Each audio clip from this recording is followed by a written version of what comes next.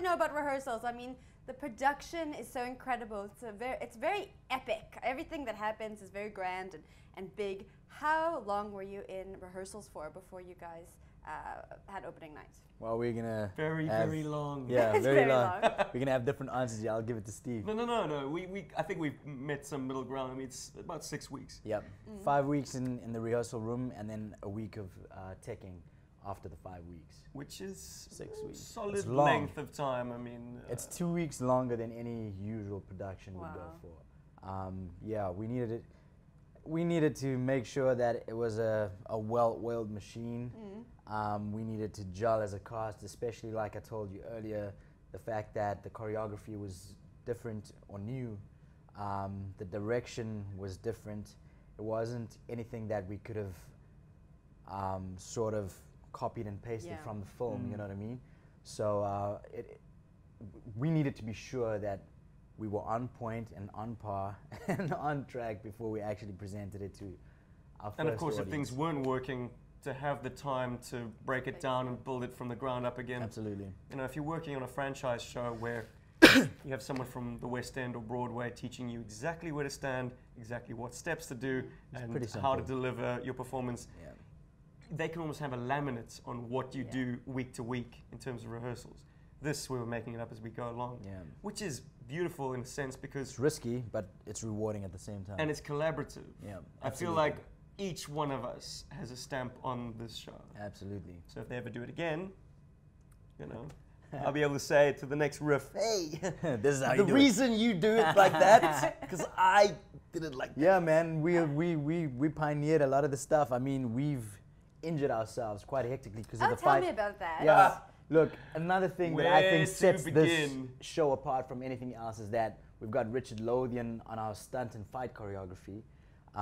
So it's a different sort of physicality on the body, you know, and not many of us are used to that.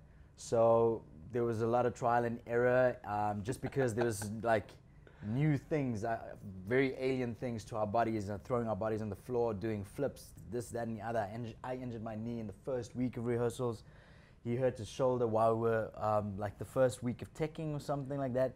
And we just had to kind of find ways of Finding being ways of able to making a sustain- sustainable yeah, to production sustain that the won't show. break every single performance within the first few weeks. Exactly. So yeah, Richard was an absolute godsend, Yeah. and I mean, just imagine if they took a bunch of dancers, put knives in our hands, and said, Now "Make do up a it. knife fight.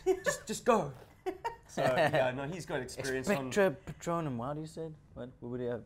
It would have probably been like, Are you talking Okay. about Harry Potter? Like Harry Potter. I got it. yeah, she got it. I mean, this guy's been stunting on Black Sails and Dominion. You know, the action shows that are currently shooting in and around Cape Town. So he's got some credits. He knows what he's doing. It's good. That's a mad street cred. Mhm. Yeah, man. Now, I'm always interested to hear about what goes wrong, especially when the production is it seems so perfect, but I'm sure things go wrong. It's live theater. Can you tell me about what's gone wrong recently? What has gone wrong recently, Steve? Well, we're on the topic of knife fighting. Fumbling your knife in the rumble, which is the big face-off between Oh these two my characters, goodness.